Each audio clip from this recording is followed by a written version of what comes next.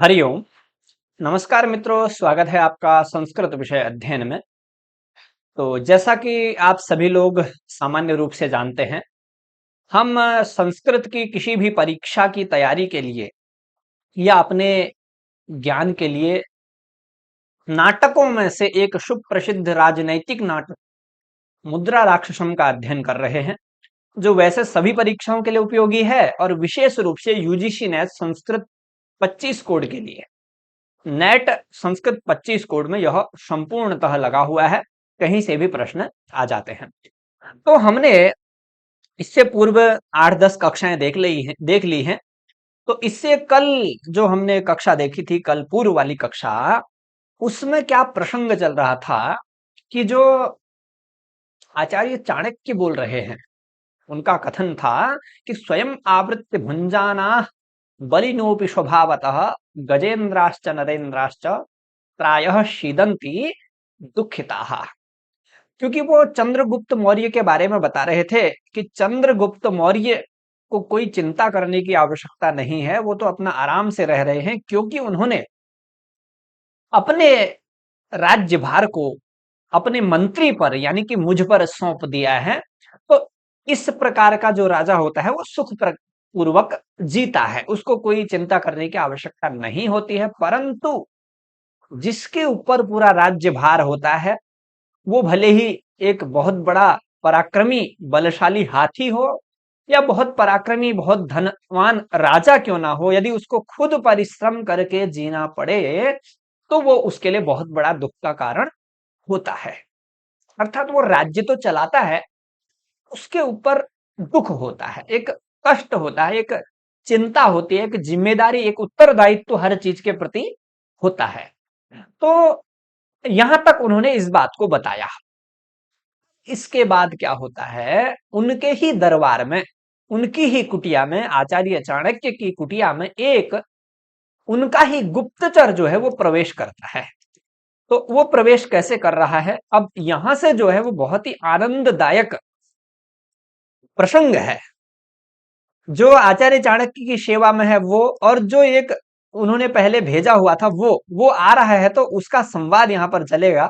आगे वो जो आपने मुद्रा राक्षसम की एक शुक्ति सुनी होगी, नहीं सर्वः सर्वम जानाति, वो भी आएगी आज की कक्षा में, तो वो भी यहीं से है। तो जो एक यम पट्टिक नाम का है वो प्रवेश करता है। क्या लिखा है, ततः प्रविशति यम पटेन चरह, एक चर है जो विचरण करता रहता है इधर उधर, वो प्रवेश करता है। वो किसके साथ प्रवेश कर रहा है, यमपट्ट। अब यमपट्ट क्या होता है भैया, एक कपड़ा होता है, उसमें यम का चित्र बना होता है, यमराज का, जो धर्मराज हैं उनका चित्र बना रहता है। और ये जो उसके चित्र से बने हुए कपड़े को जो ले जाता है, ये भलाई का ज्ञान देता है सबको, जहां जो मिल जाए। जैसे आप कहीं रास्ते में मिल जाते हैं तो आपको कोई साधु संत मिल जाते हैं या कोई पशु मिल जाते हैं, तो वो आपको बताते हैं कि इससे ये होता है, उससे वो होता है, मतलब ये ज्ञान बांटते रहते हैं, कहने का मतलब है।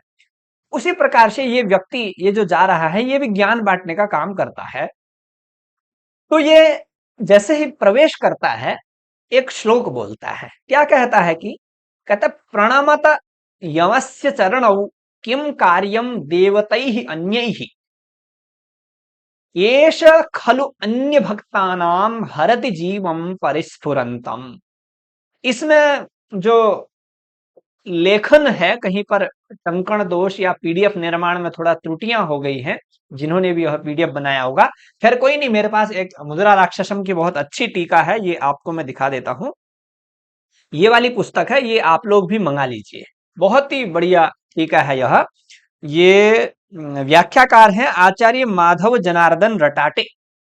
तो जहां पर अशुद्धि होगी मैं इससे आपको बता दूंगा, पर इस श्लोक में जो चीज है मैंने आपको बता दी। इसमें क्या कह रहा है वो यम पट्ट को लिया हुआ चर, वो क्या कहता है, कहता है कि यमस्य चरणौ प्रणमत किम अन्यैहि देवता। कह रहे आप लोग क्या कर रहे हैं, अन्य विभिन्न देवताओं को, अन्य साधु संतों को, बाबाओं की सेवा छोड़िए, अन्य देवताओं की सेवा छोड़ दीजिए, केवल यम के चरणों में प्रणाम कीजिए, केवल यमराज को ही आप लोग मानिए। अन्य देवतई ही किम कार्यम, अन्य देवताओं से क्या मतलब है? कह रहे क्यों, ऐसा क्यों करना है आपको? ये यम क्या करते हैं ऐसा विशेष भैया? कह रहे अन्य भक्तानाम परिस्फुरंतम जीवम एषः हरति। कह रहे अन्य देवताओं के जो भक्त हैं, जैसे कोई भगवान विष्णु को चाहते हैं या शिव को चाहते हैं, शंकर, अन्य किसी भी देवता को जो चाहते हैं, कहने का मतलब है उन देवताओं को चाहने वाले भक्तों का परिस्फुरंतम जीवनम, परिस्फुरित होते हुए जीवन का यही तो हरण करता है। भले ही आप किसी को चाहो या किसी को न चाहो, अंतिम में आपको जाना तो यमराज के ही पास है ना। अब इस श्लोक से अब आपको मन में आ रहा होगा कि ये इस प्रकार का प्रसंग क्या चल गया। अब इसका दूसरा अर्थ हम जब देखेंगे कि ये कहना क्या चाह रहा है, अप्रस्तुत प्रस्तुत क्या कर रहा है और अप्रस्तुत क्या छुपा हुआ है, ये कहना क्या चाह रहा है। इसका कहने का मतलब है अन्य राक्षस जैसे मंत्रियों के चक्कर में मत फंसिए।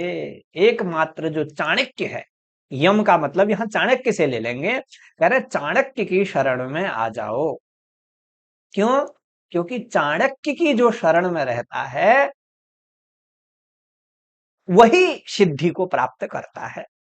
कह रहे जो अन्य भक्त है, अगर आप लोग राक्षस के चक्कर में फंसोगे तो समझ लेना एक दिन युद्ध में मारे जाओगे, कहने का मतलब ये है। इसलिए आप राक्षस के पक्ष में मत जाइए।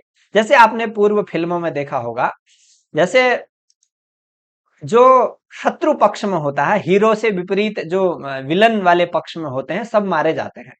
यह आपने देखा है।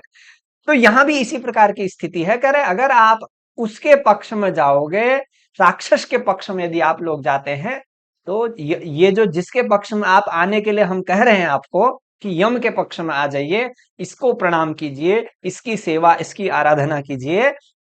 अगर आप इनकी सेवा में नहीं आएंगे तो ये आपका जीवन एक दिन हरण करना पड़ेगा इसको, क्योंकि आप अधर्म का साथ देंगे। तो सीधी सी बात यह है। तो ये बात इसने कही, यहां पर ये बात बता दी, और ये बात बताने के बाद वो आगे बढ़ता है। इसमें छंद की बात करेंगे तो अनुष्टुप ही छंद होगा। नहीं, एक मिनट, आर्या छंद, हाँ क्षम्य, आर्या छंद है। और अप्रस्तुत प्रशंसा अलंकार है। प्रस्तुत प्रशंसा अलंकार एक बार ऊपर भी आया था, किस प्रकार होता है मैंने आपको बताया था। मतलब जो चीज वहां पर प्रस्तुत नहीं है, उस चीज का अन्य शब्दों से वहां पर बोध करा देना। अब यम का बोध करा रहे हैं, पर वहां यम से आचार्य चाणक्य का बोध करा रहे हैं, वो है नहीं वहां पर। और राक्षस की भी बात हो रही है उसके द्वारा, तो राक्षस भी वहां पर नहीं है। तो इसलिए इसमें अप्रस्तुत प्रशंसा नाम का अलंकार है। तो इस प्रकार से आपको इसका अर्थ समझना चाहिए। अपिच और भी बात बता रहा है। कह रहे इतने से ही नहीं मानते हैं आप, यम के चरणों में आना, यानी कि चाणक्य के प्रति आप अपना लगाव नहीं बनाते हैं, तो और देखिए और क्या होने वाला है। नहीं तो कहते हैं, हाँ, कहता है कि पुरुषस्य, ऊपर वाला प्राकृत भाषा में है, नीचे नीचे वाला देखिएगा। ये देखिए, कहता है पुरुषस्य जीवितव्यम विषमाद भवति भक्ति गृहीतात मारयति सर्वलोकम यह तेन यमेन जीवामः। क्या कहता है? कह रहे हैं कि विषमात भक्ति गृहीतात पुरुषस्य जीवितम जीवितव्यम भवति। क्या कह रहे हैं कि अगर आप कोई व्यक्ति ऐसा है, वो भले ही विषम है, अर्थात थोड़ा प्रतिकूल है आपसे, क्रूर है, क्रूर उसका स्वभाव है, कठोर है, परंतु अगर आप भक्ति से उसको अपना बना लेते हैं, उसके प्रति यदि आप लोग अपना अनुराग प्रकट करते हैं, तो तब आप जीवन आपको मिल सकता है। अर्थात आप जी सकते हैं, आप मरेंगे नहीं इतनी जल्दी से।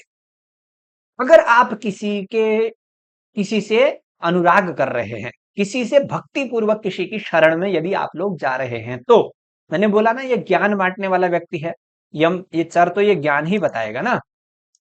तो ऐसा बोल रहा है कि हाँ, पुरुषस्य विषमात भक्ति गृहीतात विषमात पुरुषस्य, अर्थात भक्ति के द्वारा यदि आप किसी गुस्सैल व्यक्ति के पास, क्रूर स्वभाव वाले, कठोर स्वभाव वाले व्यक्ति के पास भी जाते हैं, तो आप मान के चलिए सुरक्षित हैं, कोई दिक्कत नहीं है आपको। क्यों करें? यह सर्वलोकम मारयति तेन यमेन जीवामः। करें वो करें जो समस्त लोगों को मारते हैं, क्योंकि समस्त लोगों का ले जाने वाले यमी तो हैं, काल जिसको बोला जाता है, समय भी बोलते हैं। तो कह रहे हैं यह सर्वलोकम मारयति तेन यमेन जीवामः। अब यहां भी आप चाणक्य का अर्थ ले लीजिए, यम, तो पूरा अर्थ आपको प्रकट हो जाएगा। क्योंकि आचार्य चाणक्य का जो थोड़ा स्वभाव था वो कुटिल था, कठोर था, परंतु सत्य था, सत्य का मार्ग था, धर्म का मार्ग था। तो कह रहे हैं अगर आचार्य चाणक्य का स्वभाव क्रूर जरूर है, अवश्य है, परंतु अगर आप उनकी शरण में चले जाएंगे, उनसे भक्ति करेंगे, उनसे अनुराग करेंगे, तो आप जीवित रहेंगे या आपका जीवन सिद्ध हो जाएगा, आपको जीवन में सफलता मिलेगी। क्यों? करें यह सर्वलोकम मारयति, करें जो सभी को मारते हैं, सभी को मतलब जो उनके पक्ष में नहीं आएगा, जो अधर्म के पक्ष में जाएगा।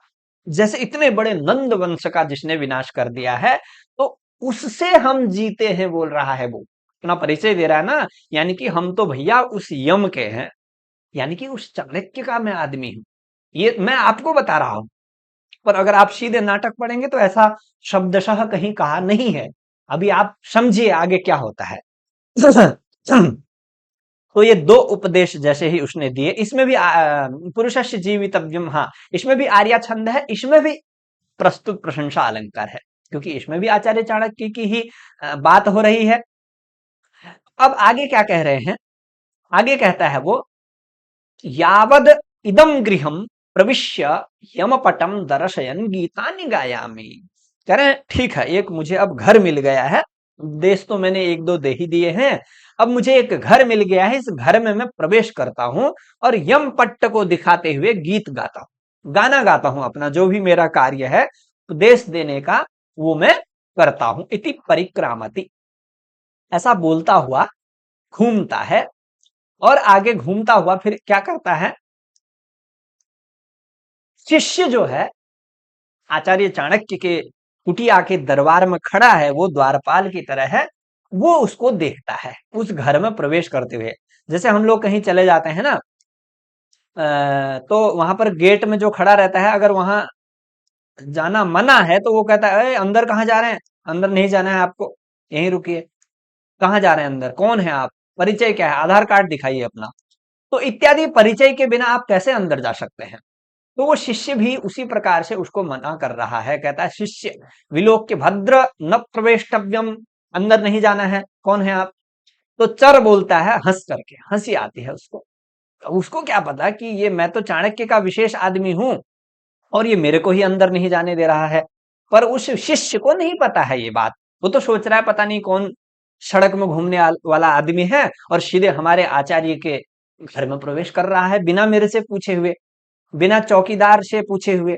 कहता अहो ब्राह्मण कस्य इदम गृहम, कहता ये घर किसका है, हंसते हुए। कहता फिर शिष्य बताता है जो द्वार में खड़ा हुआ है, कहता है अस्माकम उपाध्यायस्य सुगृहीत नामनः आचार्य आर्य चाणक्यस्य। कहते ये हमारे सुगृहीत नाम, अच्छा नाम धारण करने वाले हमारे आचार्य चाणक्य का घर है यह, आप यहाँ क्यों प्रवेश कर रहे हैं? तो इसके बाद जैसे ही उसने ऐसा सुना कि आचार्य चाणक्य का घर है, क्योंकि वो तो सब जानता ही है ये आचार्य चाणक्य का घर है, फिर भी वो अपनी एक औपचारिकता के लिए, फॉर्मेलिटी के लिए पूछ रहा है। कहता अहो ब्राह्मण आत्मीयस्य एव मम धर्म भ्रातुर्गृहम भवति। कह रहे ये मेरे ही धर्म भ्राता का भाई है, घर है। कह रहे हमारे ही साथी रहने वाले, मतलब मैं भी धर्म का प्रचार करता हूं, वो भी धर्म का प्रचार करते हैं, इसलिए हम दोनों धर्म भ्राता हो गए। उनका ही यह घर है, मेरे ही संबंधी हैं वो, मेरे घनिष्ठ हैं। तस्मात् देहि में प्रवेश, करें प्रवेशम, कहते हैं इसलिए मेरे को अंदर जाने दीजिए। यावत तवोपाध्यायस्य यमपट्टम प्रसार्य धर्मम उपदिशामि, कह रहे मुझे अंदर जाने दीजिए, मैं आपके आचार्य को कुछ ज्ञान देता हूं, धर्म का ज्ञान देने वाला हूं। अब शिष्य को क्रोध आ गया, अब शिष्य को क्रोध आ गया, वो बोलता है कि ये सब कुछ तो हमारे आचार्य चाणक्य जानते हैं, उनको सिखाने वाला ये कौन आ गया। उनको कहता है कि मैं आपके आचार्य को धर्म का उपदेश देता हूं, मुझे अंदर जाने दीजिए। ठीक है, फिर वो कहता है, उसको गुस्सा आ गया, सक्रोधम, कहता है धिंग मूर्ख, किम भवान अस्मात् उपाध्यायादपि धर्मवित्तर, करे क्या तुम अपने आप को हमारे आचार्य चाणक्य से भी ज्यादा ज्ञानी समझते हो, जो आप उनको उपदेश देने के लिए कहते हो कि मैं अंदर जाने दीजिए मेरे को। क्या आप उनसे भी अपने आप को ज्यादा ज्ञानी समझते हो, जो आप उनको उपदेश देने जा रहे हो। फिर वो चर जो आया है वो फिर बोलता है, क्या कहता है, अहो ब्राह्मण मां कुप्या, गुस्सा क्यों होते हैं, क्रोधित क्यों हो रहे हैं आप, नहीं सर्वः सर्वम जानाति। ये सूक्ति नोट कर लीजिए, अभी तो एक ही सूक्ति आई है, अभी तो ऐसी ऐसी चीजें आएंगी जो परीक्षा के लिए रत्न है आपके लिए। तो ये कौन कह रहा है, चर कह रहा है। किसको कह रहा है, शिष्य को कह रहा है। किस विषय में कह रहा है, ये आप नाटक प्रारंभ से पढ़ रहे हैं तो ये भी आपको पता चल जाएगा। ठीक, कहता नहीं सर्वः सर्वम जानाति, कह रहे हैं आप ठीक कह रहे हैं कि आप हमारे आचार्य से भी ज्यादा ज्ञानी हैं, परंतु भले ही मैं ज्ञानी नहीं हूं, परंतु सभी लोग सब कुछ नहीं जानते हैं। किसी चीज का ज्ञान किसी को अधूरा ही होता है, ऐसा नहीं है, क्योंकि ज्ञान एक आकाश की तरह होता है, जितना आप ऊपर जाएंगे उतना कम लगेगा। इसलिए नहीं सर्वः सर्वम जानाति, सभी लोग सब कुछ नहीं जानते हैं, एक न एक क्षेत्र में वो अपूर्ण होते ही हैं, ऐसा वह कहना चाह रहा है। कहता तत् किमपि ते उपाध्यायो जानाति किमपि अस्मात् दृशा जानन्ति, करे सब लोग सब कुछ नहीं जानते हैं, कुछ आपके उपाध्याय जानते होंगे, कुछ मैं भी जानता हूं, ऐसा नहीं है मैं भी कुछ भी नहीं जानता हूं, या आप ही आचार्य जी कुछ भी नहीं जानते हैं, थोड़ा वो जानते हैं थोड़ा मैं जानता हूं, इसलिए आप हम दोनों को मिलने दीजिए।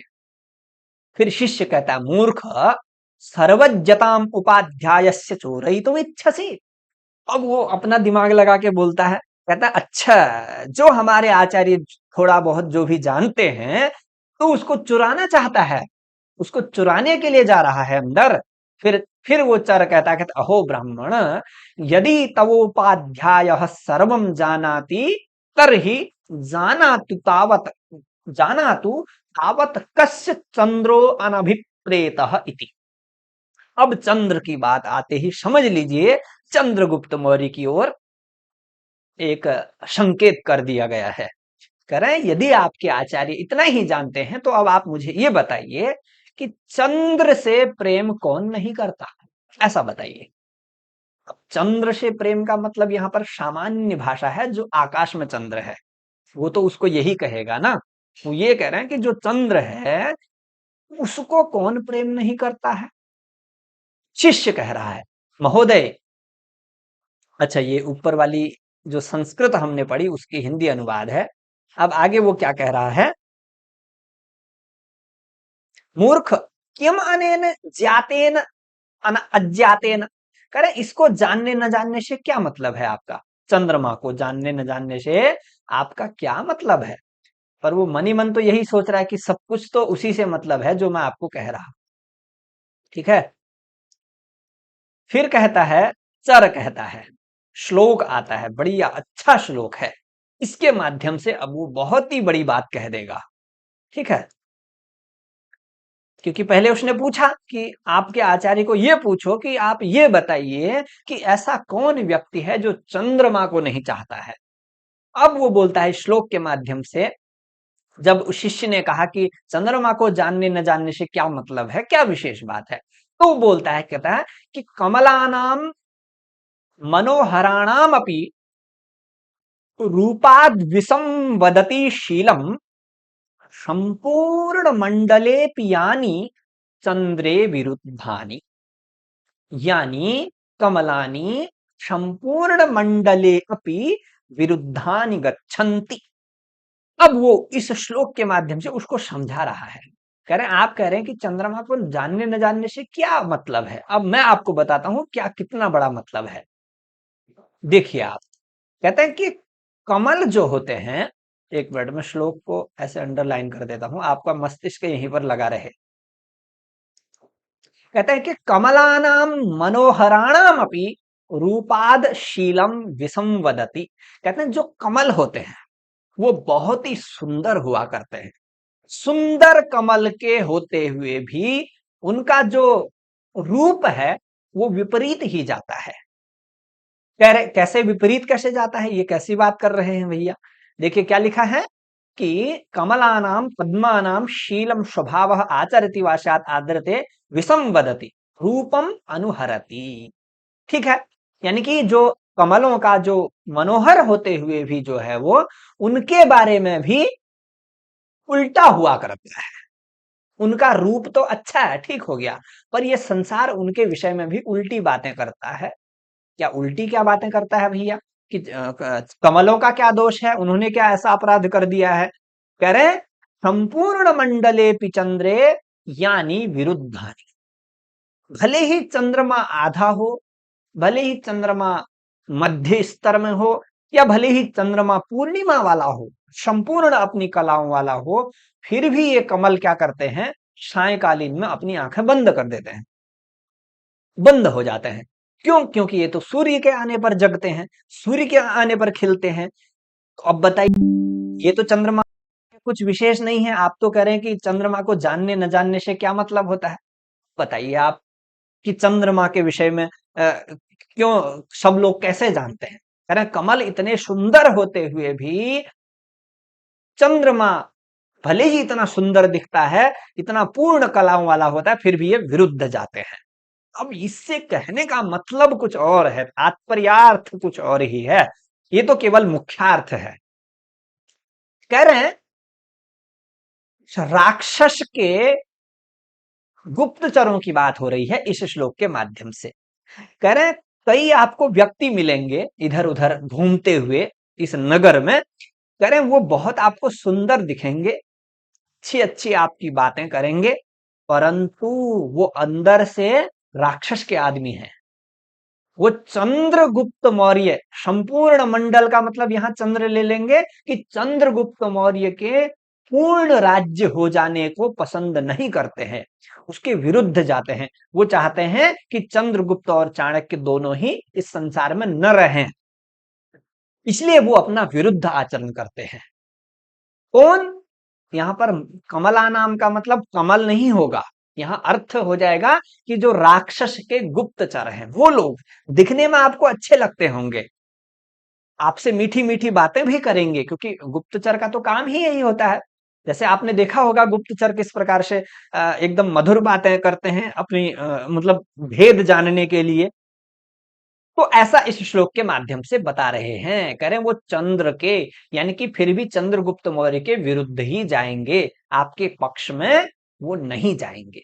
जैसे ही इसने चंद्र की बात करी, अंदर से आचार्य चाणक्य सुन रहे हैं कि क्या बातें हो रही हैं।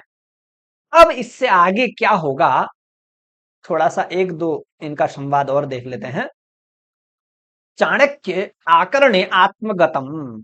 अब वो समझ गए, अंदर से मनी मन बोल रहे हैं, करें अये चंद्रगुप्ताद अपरक्तान पुरुषाम जानामि इति उपक्षिप्तम अनेना। इसने कहा कि चंद्रगुप्त से जो प्रेम नहीं करते हैं उन लोगों को मैं जानता हूं, ऐसा इस व्यक्ति ने बोला। ऐसा आचार्य चाणक्य ने मनी मन सोच लिया है। चंद्रगुप्त से अपरक्त व्यक्ति का मतलब है कि वो राक्षस के व्यक्ति हैं, ठीक है, शत्रु पक्ष के हैं। फिर शिष्य बोलता है मूर्ख किम इदम असंबद्धम अभिधीयते। करें क्या व्यर्थ की बातें आप कर रहे हैं।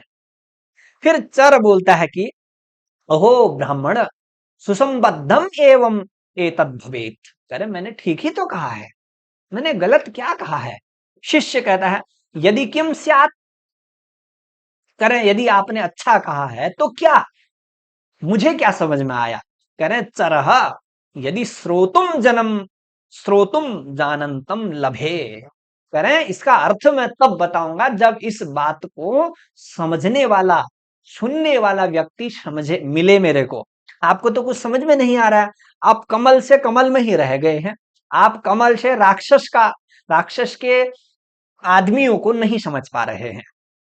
तो इसलिए कहा कि मुझे ऐसा व्यक्ति चाहिए जो इन बातों को सुने और जानता हो और वो समझ ले। ऐसे व्यक्ति से मुझे मिलने दीजिए, यानी कि मुझे आचार्य चाणक्य के पास जाने दीजिए। तब चाणक्य ने प्रवेश करके बोला, भद्र विश्रब्धम प्रविश। कह रहे आप निश्चिंत होकर प्रवेश कीजिए, आइए। लप्स्यसे श्रोतारम ज्ञातारम च। कह रहे हैं कि आप आइए, आप जानने वाले को और सुनने वाले को प्राप्त करेंगे, आपका स्वागत है। तो जैसे ही आचार्य चाणक्य उसको अपनी कुटिया के अंदर प्रवेश करा देते हैं। अब आगे की बातें क्या होती हैं इन दोनों के मध्य में, ये हम कल की कक्षा में जानेंगे, क्योंकि कक्षा ज्यादा लंबी हो जाएगी तो अच्छा नहीं रहेगा। ठीक है, तो जहां पर आपको कुछ समझ में नहीं आता है तो आप कमेंट में बता दीजिएगा, उस पर चर्चा हम अग्रिम कक्षा में करेंगे। ठीक है, तो आप सभी का धन्यवाद। नमो नमः।